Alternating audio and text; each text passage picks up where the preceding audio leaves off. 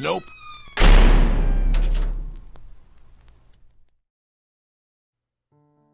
It is always an anxious wait as you brace yourself for the pain of the tattoo needle first touching your skin.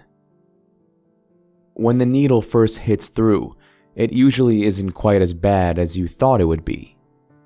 So, watching the needle and hearing the loud buzzing sound as it came closer and closer to my forearm, I tensed slightly and braced myself for impact. I don't really know what possessed me to get the tattoo of the lumberjack on my forearm. There was just something about the way he looked.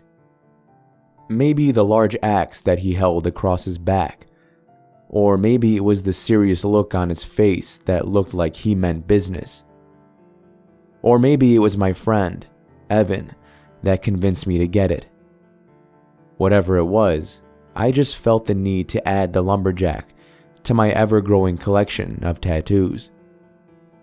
I decided to get him tattooed on my forearm, as I had previously gotten a small tattoo of a small orchid of trees, and I thought that the lumberjack would be fitting to be placed near them. He was also near 3 other tattoos: the astronaut, the mermaid, and the small alien head that I had tattooed one night when I probably had too much to drink. But the lumberjack seemed at home among the crazy cast of characters that were already on my arm. When the tattoo needle hit, the pain wasn't as bad as I remembered it. There is something about pain where you can't quite remember it once it has passed. So, I was relieved that the pain was quite tolerable. And so, an hour later, I had a fresh tattoo of the lumberjack in the center of my forearm, just below the tattoo of the trees. I walked out of the tattoo studio with a smile on my face and the fresh ink on my arm. Evan had waited for me out in the foyer of the studio, and he seemed to like my new tattoo as well. "Whoa, that looks dope," he said to me when he saw the lumberjack on my arm. "Definitely fits in well with the other tats." I was happy with my new ink too, and for the rest of the day, I couldn't help but keep staring at the rugged man on my arm. I washed it and did everything you're supposed to do with a fresh tattoo, and I even changed the sheets that night just to make sure that I didn't get infected. I propped up my arm onto the pillow once I hopped into bed, as I didn't want to accidentally sleep on the tattoo all night. I must have slept well that night too, because the next thing I remember is waking up the next morning, looking down at my arm, and seeing that it was still resting on the pillow. I got out of bed, went to the bathroom, and turned on the shower. I knew that the hot water of the shower was probably going to sting a bit, but I prepared myself for it as I hopped into the steam of the warm water. It stung a little bit, like the feeling you get when you shower after being badly sunburned, but it was definitely bearable. I finished my shower, and as I began reaching for my towel, I noticed something. The tattoo of the orchid of trees was different. In the background of the mass of trees, there was a small tree stump. I could have sworn that I never had a tree stump tattooed on me before, but there it was. In the middle of the forest of trees was a lonely stump. I didn't really know what to do. How could my tattoo just change like that? Surely I was going a bit mad. Surely there had always been a tree stump there, but I just never noticed it. I decided to call Evan and ask him. He was there when I got the tattoo done, and so surely he would know about this mysterious stump. I dialed his number, and after a few rings, he picked up the phone. I didn't hesitate, and I just asked him straight away if he had ever seen the tree stump on my arm before. "What? In that forest tattoo you have?" Evan replied. "I can't say I've ever noticed it before, but who knows? It could have been there. It probably would have been hard to notice just a little stump. I really wouldn't worry about it." Evan was right. There was probably no cause for alarm. It had probably always been there, hidden amongst the other trees. It must have been, right? I tried to push the thought of the tree stump out of my mind for the rest of the day, but no matter how hard I tried, I kept looking down and staring at the stump of wood on my arm. That night, I once again propped my arm up onto the pillow, and even though it wasn't overall comfy, I soon managed to fall asleep. I had a strange dream that I was a tree in a forest, and there was someone coming to chop me down. I could hear the man approaching, his large axe resting on his back. He would take a step closer to me, and with each step he took, I could see his grip tightening on his axe.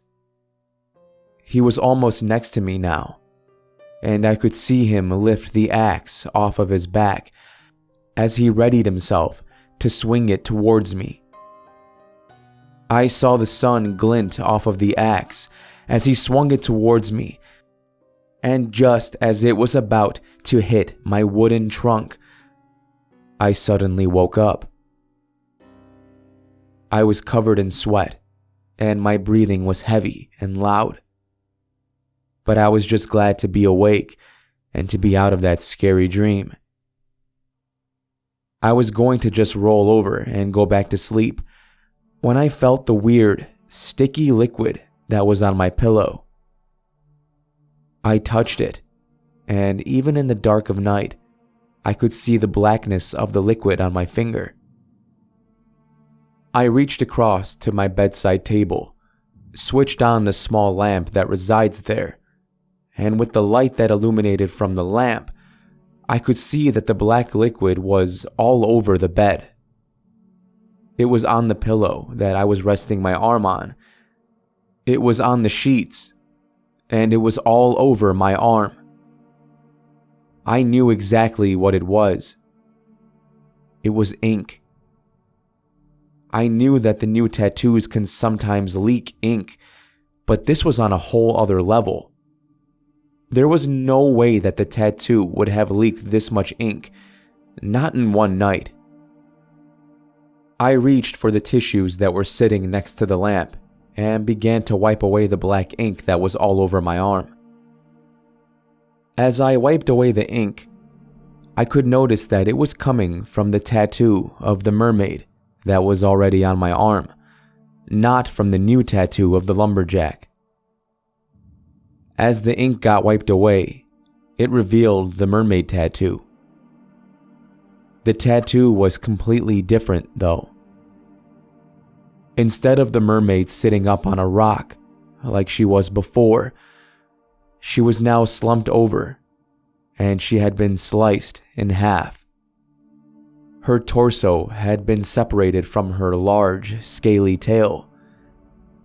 It looked as if she had been cut into two by something, possibly an axe.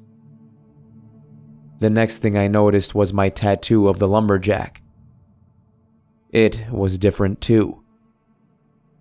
Instead of the serious face that meant business, he now had a small smirk on his face. A smile that seemed to show that he knew something I didn't. His axe was also different. Instead of a plain axe head, there was now ink on the end of it, slowly dripping off the edge. I really did not know what to do. How could my tattoos just change like that? Did the lumberjack tattoo have something to do with this? No, It couldn't be. He was just made up of ink. He wasn't real, and he wasn't alive. But there was something about him. The way he was smiling, and the ink was dripping off of his blade. I didn't know what to make of all of it. All I knew was that I was afraid. Something was definitely wrong. I just didn't know what. I reached for my phone and quickly tried to search for other cases of tattoos changing. But all I found was that they slightly change color and fade over time. Nothing about them changing completely. I knew that it wasn't possible, but I thought I might feel better if I found another case of it happening. Sadly, it seemed I was the first person to experience this. As I was researching the phenomenon of changing tattoos, I suddenly felt something dripping down my arm. I quickly looked at it and saw the black ink leaking from my arm once again. I quickly wiped away the ink and saw what was underneath. This time, the tattoo of the astronaut was not the same as it always was. Just like the mermaid, he was now cut into two, separated at the waist. Black ink was pouring out of his torso, and it broke through the surface of my skin and was running down my arm. Was he bleeding? I didn't know. After seeing the slaughtered astronaut, my attention rapidly changed to the lumberjack. I looked down at where the lumberjack should be standing, but he was no longer there. Where I had him tattooed on my arm was now nothing but blank skin. There was no sign that I had ever gotten a tattoo in that spot. I began to freak out. How could an entire tattoo just disappear like that? It just wasn't possible. I continued to stare at the blank patch of skin, unsure what to do next. That's when I heard my phone ringing. The ringing sound brought me back to reality, and I picked up my phone. I saw that it was Evan calling, so I answered. Before I could even say anything, Evan began to speak. His tone seemed to indicate both fear and confusion. You'll never guess what just happened. I don't know how it happened, or how it's even possible. But, you know that tattoo on your arm? That lumberjack? Well, I just woke up and found it tattooed on me.